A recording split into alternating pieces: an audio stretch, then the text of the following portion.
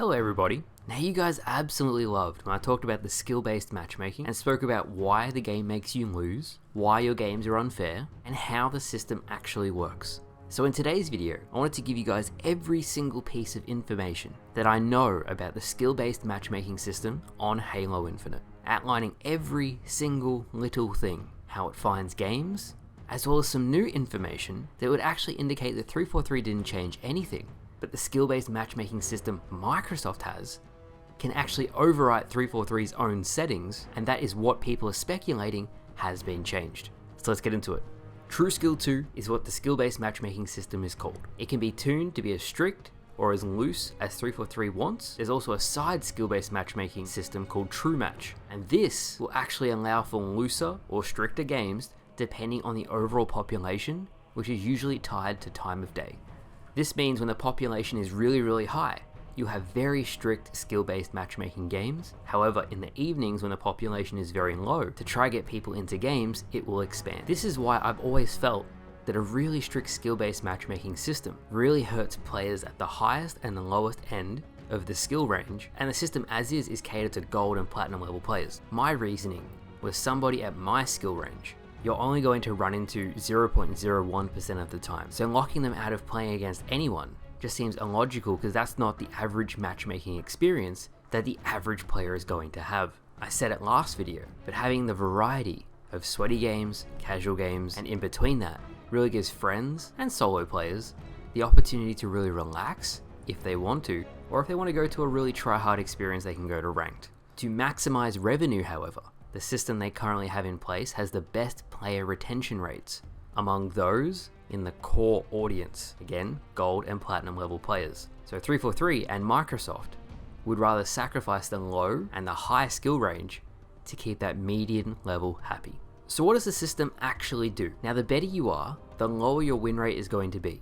I remember Snipedown when he used to play Halo 5 Team Arena, which is like the HCS playlist. He would have a win rate of 30%, and the 343 employee at the time, Joshua Menke, said, look, that's closer to 50% than 80%, so the system's doing its job. A pro player with a win rate of 30% was absolutely unheard of. So the first thing the system tries to do is to keep you at a 50% win rate at all times. It doesn't matter how good you are, doesn't matter how well you perform, doesn't matter how bad you are, or how bad you perform.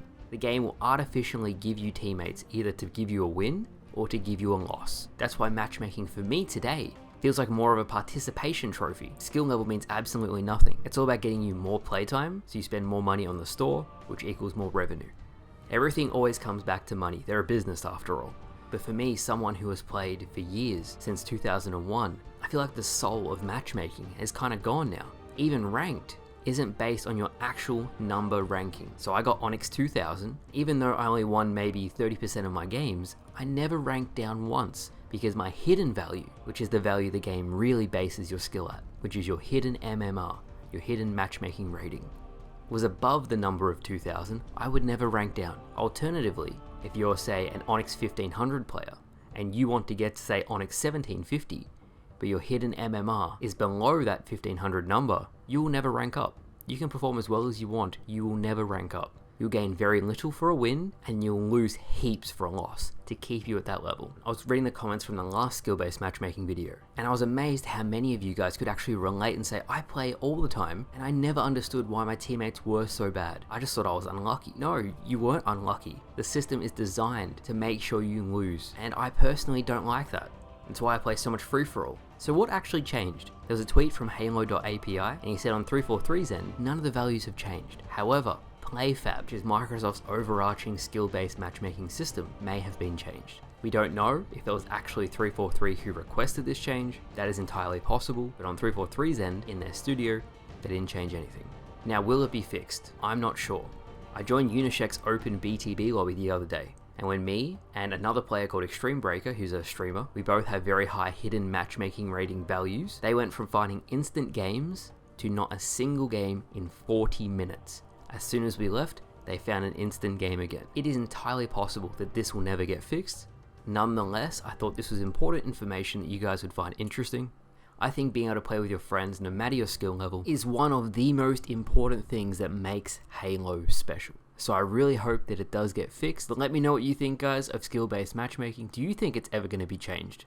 It's not just Halo, it's gaming in general that has very, very strict skill-based matchmaking now, and I honestly think it's for the worse. But thank you all for watching, hopefully you all enjoyed today's video, and I will see you guys later.